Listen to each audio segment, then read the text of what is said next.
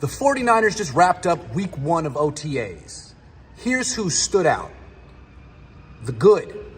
Wide receiver Deebo Samuel.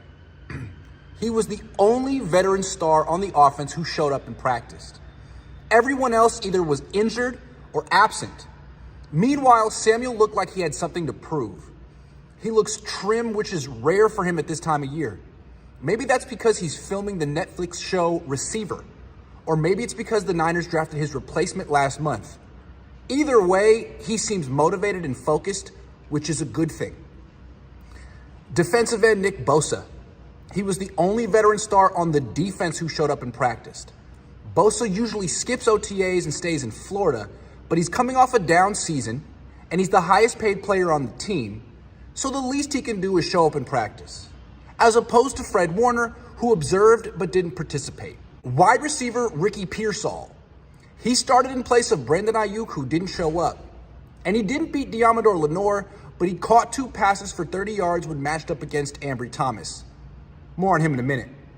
The better Pearsall plays this offseason, the less leverage Ayuk will have in his contract negotiations, so you can expect to see Pearsall face Thomas quite a bit in practice. Right guard Dominic Pooney.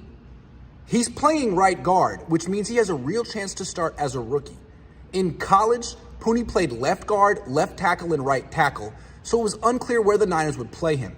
Today, Pooney was the backup right guard, Spencer Burford was the starting right guard, and John Feliciano was the starting center in place of Jake Brendel. More on him in a minute. Tight end Braden Willis. He clearly is the second best tight end on the roster. Cameron Latsu is still injured and Eric Sobert looks like a stiff, but Willis is extremely athletic and difficult to cover. He can beat man-to-man coverage. Now we just have to find out if he can block. Cornerback Isaac Yiadom. He started outside in the nickel defense and shut down a deep fade pass from Brock Purdy to Deebo Samuel. Yiadom is a significant upgrade over Ambry Thomas, who had been the Niners' number 3 cornerback at times the past 2 years. Cornerback Rock Ya-Sin. He started outside in the backup nickel defense and broke up a pass from Joshua Dobbs to Ricky Pearsall, who was running an out route. Ya-Sin seems healthy for the first time in a few years. Wide receiver Danny Gray. He caught 3 passes and dropped none, which is big for him because he was a drop waiting to happen the past 2 off seasons. Today, he caught the ball confidently with his hands away from his frame. If he continues to play like he did in this practice, he'll make the team. Running back Jordan Mason. He made 2 difficult catches during 7-on-7s and ran the ball as violently as ever during 11-on-11s. Mason continues to improve and show that he's the most underrated player on the roster.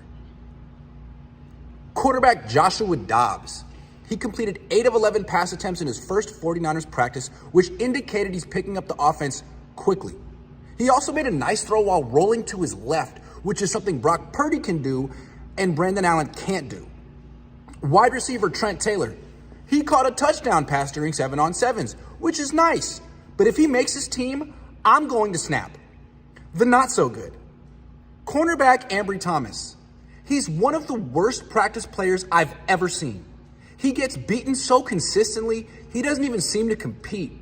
He doesn't break up passes or commit penalties because he's so far away from the receiver when he catches the ball. I'd be shocked if he makes his team.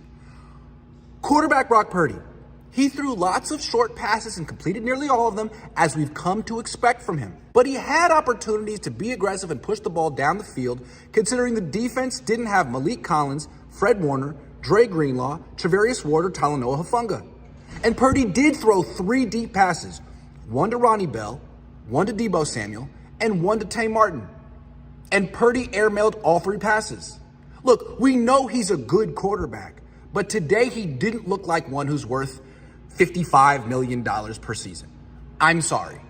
Running back Christian McCaffrey. He completely ghosted the 49ers for no clear reason. Last year, McCaffrey practiced in OTAs and drew rave reviews for his intensity and work ethic. Today, he didn't even show up to watch. Is he upset about something? Does he want to renegotiate his contract after winning the Offensive Player of the Year award? I guess we'll find out soon. Wide receiver Brandon Ayuk. He also didn't show up, which is to be expected. He wants a contract extension and the Niners haven't given him one yet. If he doesn't get it, he could sit out the first 11 games of the season. I don't expect he'll get the extension he wants. Wide receiver Jawan Jennings. He also didn't show up, which is surprising because the Niners gave him a second-round tender, which would be a nice raise for him. But he hasn't signed his tender, which suggests he wants an even bigger raise, which he won't get. No wonder the Niners drafted 2 wide receivers this year. Wide receiver Jacob Cohn. He's the second wide receiver the Niners drafted, and he was nowhere to be seen during practice, which suggests he's probably injured. I've never heard of a rookie who's under contract simply choosing to miss a day of OTAs. Cornerback Bernardo Green. He played nickelback on the second-team defense and broke up a pass over the middle intended for Deebo Samuel, but was flagged for pass interference. The biggest knock on Green is that he commits too many penalties, which was apparent today. Tight end Eric Sobert. Hopefully he can block because as a receiver, he seems like a complete stiff. He's also one of 18 players on the team that's 30 or older. Ideally, someone younger, such as Cameron Latu, will take his spot. Tight end Cameron Latu. He's still freaking injured from last year. It'll be interesting to see if he has improved his game because he has spent the last 9 months rehabbing. Wide receiver Ronnie Bell. He dropped a pass over the middle that was thrown by Joshua Dobbs. Bell needs to play much better to make this team. Defensive tackle Malik Collins. He didn't show up, which is a bad look because he's replacing Eric Armstead, who's better than Collins and always showed up to OTAs. Center Jake Brendel. He missed practice because he has knee tendonitis, which is never good for a player in his 30s. The 49ers may need a new center soon.